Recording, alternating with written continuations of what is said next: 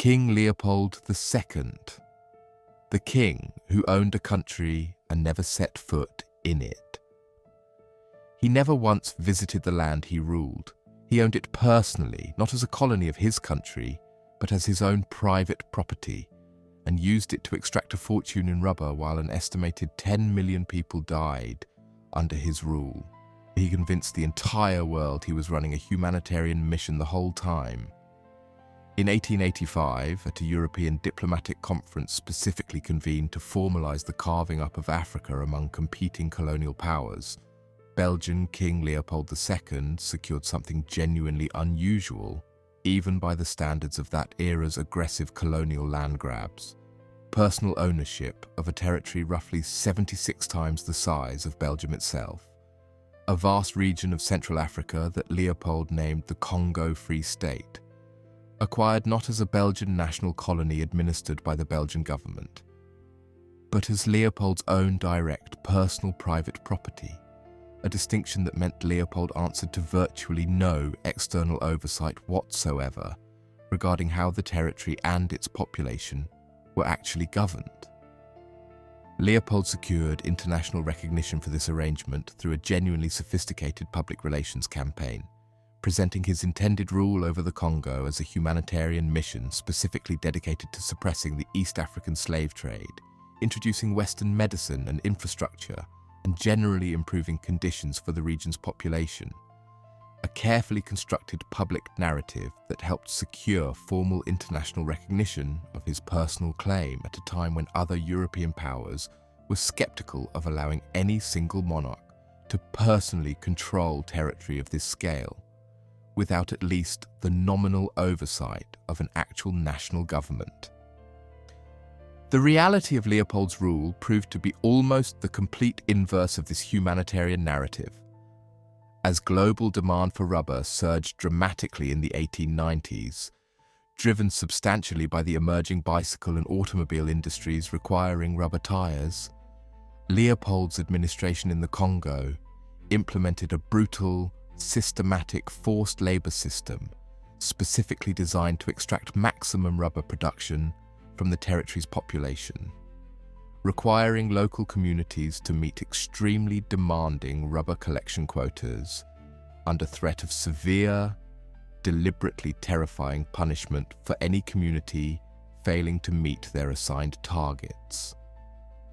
The specific mechanisms of enforcement employed by Leopold's colonial administration, carried out primarily through a private security force called the Force Publique, became genuinely, extensively documented through surviving contemporary photographs, missionary accounts, and official investigative reports revealing practices of almost unimaginable brutality. Villages failing to meet rubber quotas faced systematic violence, including hostage-taking of women and children specifically to compel male laborers to meet production targets, and in a practice that became one of the most infamous and thoroughly documented atrocities of the entire colonial era, the systematic severing of hands from both living victims as punishment and from the dead as a mechanism to prove ammunition hadn't been wasted or diverted, since Force Publique officers were required to account for every bullet used, and severed hands served as gruesome physical proof that ammunition had actually been used against Congolese people specifically rather than potentially sold or diverted elsewhere. The resulting death toll from this system, encompassing direct violence, systematic overwork, disease spread through the disruption of traditional agricultural and social systems, and a documented severe population decline across the territory during Leopold's roughly two-decade personal rule, has been estimated by historians studying the period at somewhere between 5 and 10 million deaths, though establishing a precise figure remains genuinely difficult given the absence of reliable population records for the Congo prior to Leopold's rule, meaning even the most careful modern historical estimates necessarily involve considerable uncertainty regarding the exact scale of demographic catastrophe, while broadly agreeing the toll was genuinely catastrophic regardless of the specific precise figure. Information regarding the actual conditions in the Congo gradually reached international attention through the efforts of missionaries, journalists, and human rights advocates operating within and reporting from the territory. Most significantly, through the work of British journalist and diplomat Edmund Deany Morel and British consul Roger Casement, whose formal 1904 investigative report documenting systematic Congo Free State atrocities, based on direct interviews and first-hand investigation conducted within the territory, provided genuinely authoritative, difficult-to-dismiss documentation that significantly accelerated growing international pressure specifically targeting Leopold's personal rule. Facing mounting, genuinely sustained international pressure and diplomatic embarrassment, Leopold was ultimately forced to relinquish his personal control of the territory in 1908, transferring formal administration to the Belgian government itself, which subsequently governed the territory as an actual national colony, the Belgian Congo, a transition that, while formally ending Leopold's specific personal ownership arrangement, didn't immediately or fully resolve the broader systemic exploitation the territory's population continued experiencing under subsequent Belgian colonial administration in the following decades. Leopold himself died in 1909, just 1 year after formally relinquishing personal control of the Congo, having, according to historical accounts, ordered the destruction of extensive Congo Free State administrative archives in the period immediately preceding this transfer, a documented act of deliberate record destruction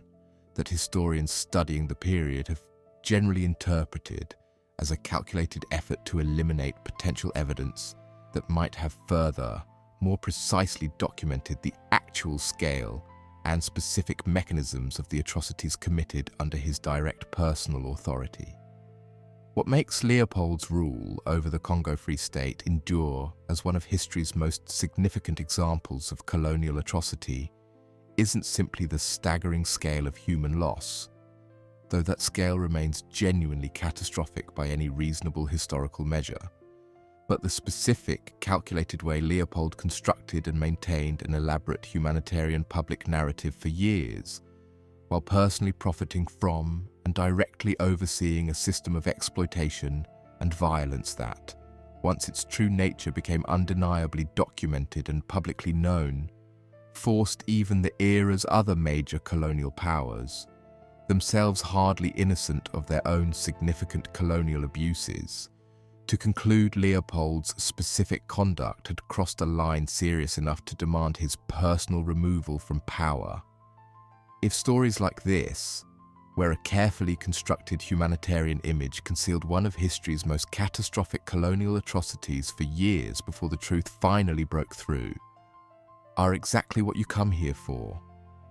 subscribe to The Grave Details, because history holds more stories like this than most people will ever know.